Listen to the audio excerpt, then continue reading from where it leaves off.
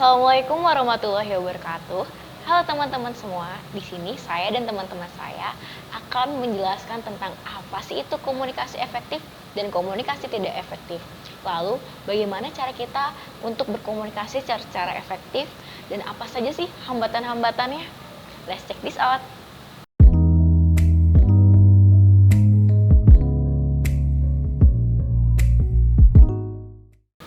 Lalu, apa sih komunikasi efektif? Komunikasi efektif adalah proses di mana penyampaian suatu ide, gagasan, atau informasi untuk menghasilkan sifat atau sikap yang lebih baik dari komunikator kepada komunikan. Lalu, ada 5 komponen penting dalam proses terjadinya komunikasi. Yang pertama, pengirim pesan, yaitu komunikator. Ini adalah unsur utama dalam terjadinya proses komunikasi efektif. Yang kedua, pesan yang diterima atau pesan yang dikirimkan, yaitu bisa berupa isi informasi, gagasan, atau dan lain sebagainya. Yang ketiga, bagaimana cara pesan tersebut tersampaikan atau melalui media apa sih? Nah, bisa melalui berbagai macam media, seperti media elektronik dan lain sebagainya. Yang keempat adalah penerima pesan, yaitu komunikan. Yang kelima adalah umpan balik atau respon yang diterima oleh komunikan terhadap komunikator. Lalu, ada 5 pondasi dalam kita membangun komunikasi yang efektif. Yang pertama, yaitu kita harus benar-benar memahami dan mengerti tentang karakter-karakter orang lain. Yang kedua, kita harus memenuhi komitmen kita atau janji kita terhadap orang lain. Yang ketiga, kita harus menjelaskan harapan kita. Harapan-harapan apa saja sih yang kita ungkapkan dalam proses komunikasi tersebut. Yang keempat, yaitu kita harus meminta maaf ketika kita merasa bersalah dan meminta maafnya secara tulus. Yang kelima, kita harus memperlihatkan integritas pribadi kita. Nah, selanjutnya, bagaimana sih cara untuk meningkatkan komunikasi menyimak secara efektif? Yang pertama, kita harus memberikan perhatian lebih.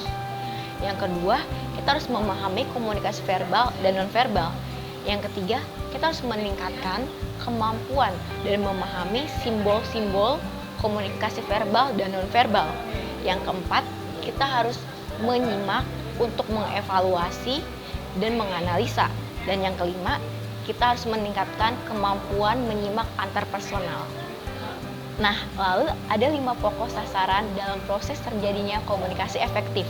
Yang pertama, membuat komunikan mendengarkan apa yang komunikator sampaikan. Yang kedua, membuat komunikan memahami apa yang komunikator sampaikan. Yang ketiga, membuat komunikan menyetujui apa yang telah disampaikan oleh komunikator.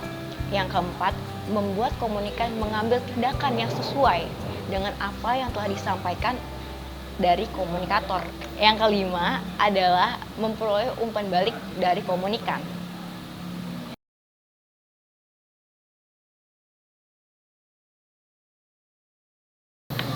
Denger-denger katanya semester depan bakal tatap muka. Lah, gosip sih itu mah baru isu doang. Tapi gue denger loh, emang kata orang-orang sih begitu. Iya, makanya. Tapi kalaupun itu beneran ya, kalian setuju nggak sih buat tatap muka di pandemi kayak gini? Tapi taruh lu, itu valid nggak informasinya apa cuman Ya, tapi kan ini kayak semisalnya beneran nih, jadi nih, gitu kan? Kalian Serius setuju banget nggak ya? tuh kalau misalkan tatap muka pas lagi pandemi kayak gini? Lo setuju nggak? Gua sih setuju-setuju aja. Soalnya ya itu kalau misalnya daring atau tatap muka ilmunya nggak ada.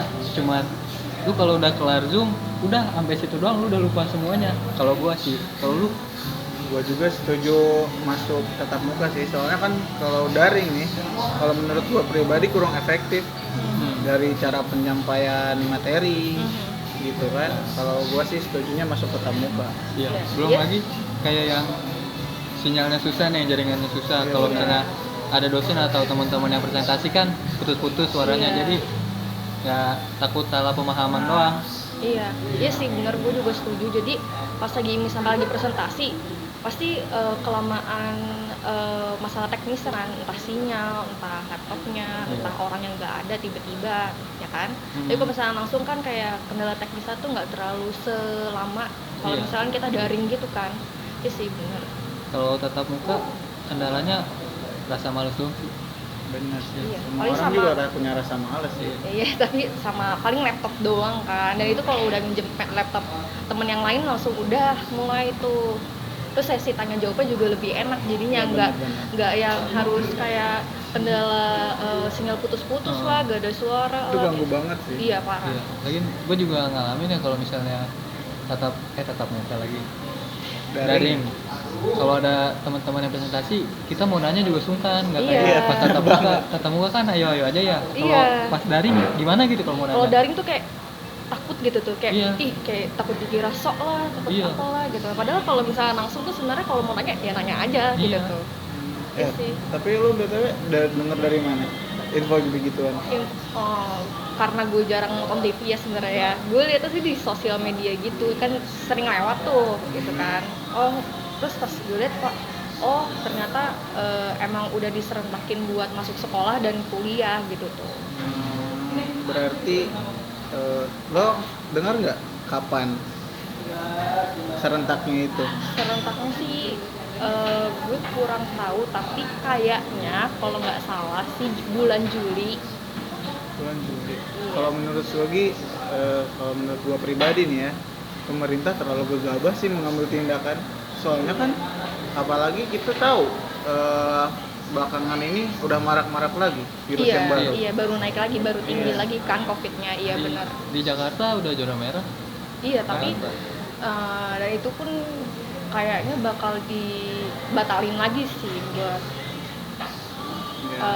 sekolah atau kuliah tatap mukanya, karena emang udah lagi tinggi banget gini kan. Ya, semoga saja. Cepet-cepet tatap muka lah ya, cepet-cepet selesai juga. Serius gue sumpek banget di rumah. Iya Parah ya? sama. Masa kerjaan gua makan tidur doang.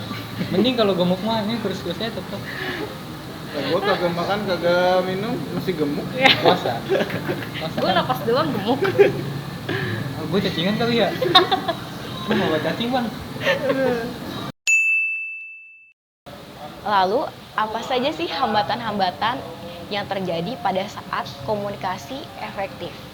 Yang pertama, hambatan personal, yaitu di mana hambatan tersebut seperti perubahan sikap, sikap emosional atau berbeda stereotip dan lain sebagainya. Hey, oh my god. Kok lo gemukan sih?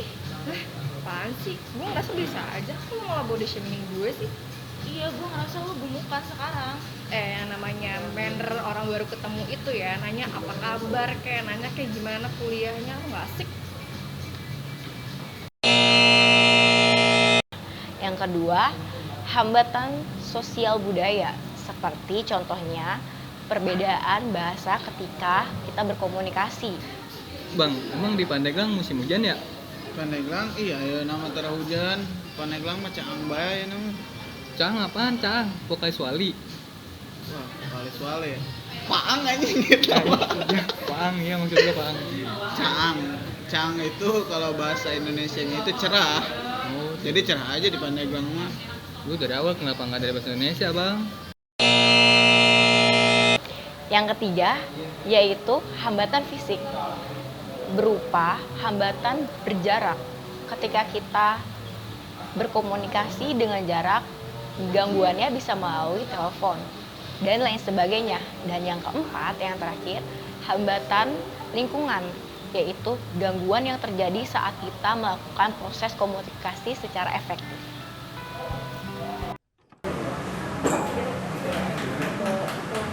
Welcome to Mobile Legends!